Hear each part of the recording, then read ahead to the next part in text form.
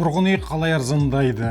Бұл бәріміздің арманымыз, армағайын. Елімізде үй салу көрсеткіштері өте жоғары. Тарихымызда мұншалықты көптеп пәтерлер салу бұрын болған емес. Бұл тұрғын үй құрылысы жалпы құрылыс индустриясы қарқынды дамып келе жатқанын байқатады. Үйді қаптатып салып жатырмыз, бірақ неге арзандамайды? Бәріміздің сұрағымыз осы. Бүгінде халықты тұрғын үймен қамтамасыз ету көрсеткіші бір адамға шаққанда 25 шаршы метрден асты. Жақсы көрсеткіш. Европада бұл меже 30-40 шаршы метрді құрайды бір адамға, яғни. Ал Канада мен Америкада болса 70 шаршы метрден асады. Жалпы бұл тұрғын үйді ары қарай көбейту қажет деген мәселені көрсетіп отыр. Ал енді Біріккен ұлттар ұйымы жалпы әлем бойынша мынандай ұсыным жасаған: әр адамға 30 шаршы метр. Біз бұған жетіп қалдық. Бұл орташа көрсеткіш. Біздің билік Европа мен Америка, тіпті Канададағыдай әр адамға 60-70 шаршы метрден саламыз деп отыр. Әрине, бұл көрсеткішке бізде жетіп қаламыз, өйткені біздің халықтың қазіргі орта жасы 29 жас, өсетін мемлекетіміз, өркендейтін елміз. Сонымен қадірлі көрермен, сұрайсыз ғой, тұрғын үй бағасы арзандай ма деп. Нарықтағы жағдаймен сарапшылардың пікірін саралай келе, мен айтар едім, таяу болашақта тұрғын үйдің жаппай арзандауы екі талай, мүмкін емес. Оған себеп өзіндік құнның өсуі, құрылыс материалдарының қымбаттауы. Олардың бір бөлігі импортталады, яғни шетелден көп дүниені алып келеміз. Қытай бар, Ресей бар, басқа жақтан. Және жұмысшылардың жалақысының енді өсуі, өйткені үкімет жұмыс жалақысын өсу керек дейді. Сонымен қатар бағаның түспеуіне бұл сұраныстың көп болуы. Еліміздегі халықтың орташа жасы, қайталап айтайын, 29 жас, ал енді олардың талайы жыл сайын осы күз кезінде үйленеді. Сондықтан да құрылыс қымбаттайды, тұрғын үй бағасы өседі. Сондықтан егер сізге тұрғын үй қажет болатын болса, оны әнемін арзандайды, келесі жыл арзандайды деп күтпей, тұрғын үйді бірден алу керек. Біз өзіміз байқап отырғандай, қазір әлемнің көптеген елдерінде, мына көрші Қытайда тұрғын үйлер көп бос жатыр, миллиард халқы бар. Бізде 20 миллион, бізде тұрғын үй жетпей жатырмыз дейді. Өйткені біз өсетін, өркендейтін, болашағы зор мемлекеттің қатарына жатамыз. Ал енді осы болашағы зор мемлекетке шетелден көп азаматтар қызмет етуге келетіндігі белгілі. Сондықтан конкуренция, бәсекелестікте қазақтар, осы қазақстандықтар еш ұлттан немесе басқа сырттан келетіндерден қалмауы керек. Біз қазір көріп отырмыз, көптеген азаматтарымыз, қазақстандықтар шетелге кетіп, мамандық үйренуде. Қайтып келіп, Қазақстанды мықты мемлекетке айналдырамыз деген идея бастарында, миларында жүр. Енді мысалға осы планетадан тыс адамдар дейді, мысалға Илон Маск пен Павел Дуровты мысалға, екеуі де миллиардер. Солардың пікірінше мысалға тұрғын үй жұмыс істеуге, адамның дамуына керісінше әсер етеді. Өйткені қазір мысалға біздегі жастардың өзі үлкен тұрғын үй жағдай жасап, машина болуын талап етеді.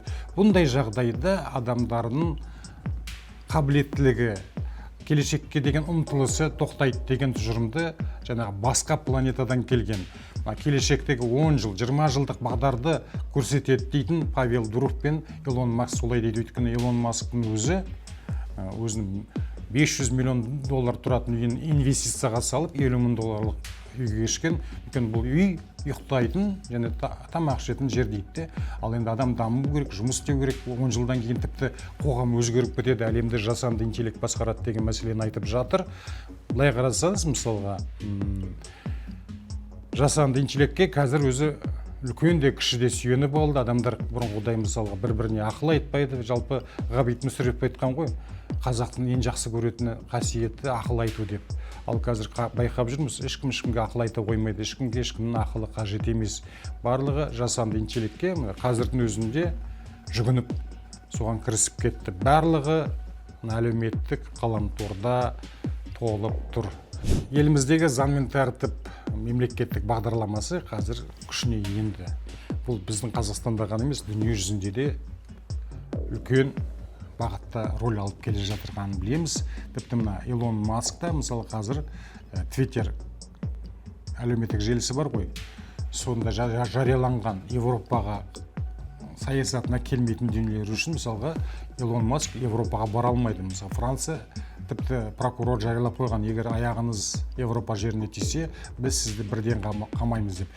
Ал Илон Масктың өзінің заңгерлері, адвокаттары бар, ол айтады, Европаға жоламаңыз деп. Сондықтан ол Америкадан шықпайды. Америка үлкен билік, Илон Маскты қанша қорғаса да Европаға барса қамалуы мүмкін. Өйткені әр континенттің өзінің заң мен тәртібі бар, соған бағыну керек. Павел Дуровты да білеміз, мысалы басқа планетаның адамдары дейді, осы Билл Гейтс, Microsoft'ың бастығы, жаңағы Илон Маскты, сосын Павел Дуровты. Олар әлемдегі үлкен өзгерістер жасап жатқан азаматтар. Солардың айтуынша қазір 10 жылдан кейін дүние жүзінде өзгерістер, қатты өзгерістер болады. Жалпы халықты жасанды интеллект басқаратын болады. Ол жасанды интеллекттің қазірдің өзінде адамдарды басқара бастағандығын білеміз.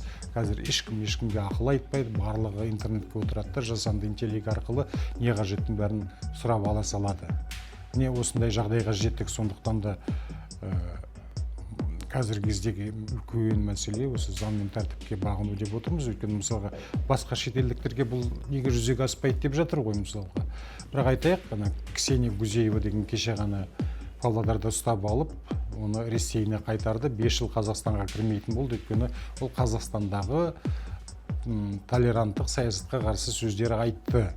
Сол секілді мысалға 3 қазақстандық стример әлеуметтік желіде халықты алдап арбаған алаяқтарды шетелден алып келіп біздің құқық қорғаушылар қамауға алды.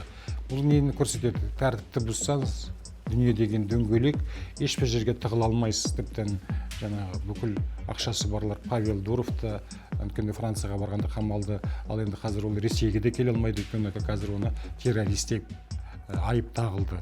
Сондықтан да қарап отырғанымыздай тәртіп арқылы, оқу арқылы, әлеуметтік желіге сүйену арқылы жаңағы жасанды интеллекттен сұрап алып, осы ісім дұрыс па деп қарап алсаңыз, ешқашан қателеспейсіз.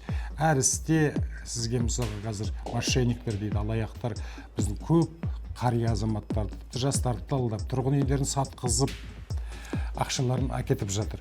Міне сондай кезде сіз олар айтады, ешкіммен хабарласпаңыз, ешкімге жақын туысқаныңызға айтпаңыз дейді. Бірақ сіздің қолыңызда интернет бар, телефон бар. Осы жерде мысалға қосылып жасанды интеллект, осындай адамдар хабарласты, не істеуім керек десеңіз, жаңағы темір сізге жауап бере алады.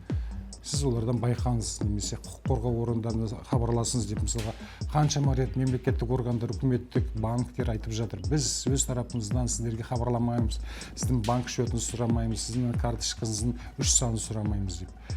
Міне осындай кезде, адамды алдаған кезде сіз әрине біреуден ақыл сұрауға ұялсаңыз, немесе жаңағы кісілер құқық қорғау, қауіпсіздік қызметінен деп мысалға ешкімге айтпа десеңіз, осы телефоныңыз бар, әр адамда қазір телефон бар, үйінде компьютер бар, отыра қалып, Google-ға кіріп, немесе басқа дүниелерге кіріп, жасанды интеллекттен сұрай салсаңыз, сіздің қауіпсіздігіңіз толық сақталады. Әрине де әр істі жасаған кезде өзіңіз болсын, басқа бала шағаңыз болсын, осындай жағдайға ұрынып жаса, осы интернеттегі жаңағы жасанды интеллект телефондағына қарай салсаңыз, ешқашан қателеспейсіз.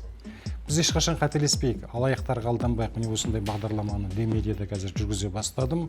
Сіздерде айтып қойыңыздар, біз бір-бірімізге осылай қолдау көрсетпесек, ешқашан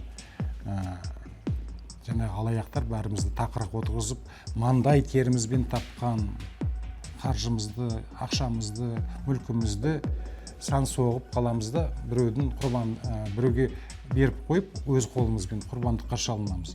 Не қадірлі ағайын, сіздерге айтайын деген, алданбай алаяқтарға, өзіміздің дүниеміз, өзіміздің ұрпағымызға бұйырсын, өзімізге бұйырсын, әрқашанда жақсылықта, игілікте болайық. Келесі кездескенше, қандай тақырыптар сіздерді қызықтырады, маған осы комментте жазып қойсаңыздар. Рахмет.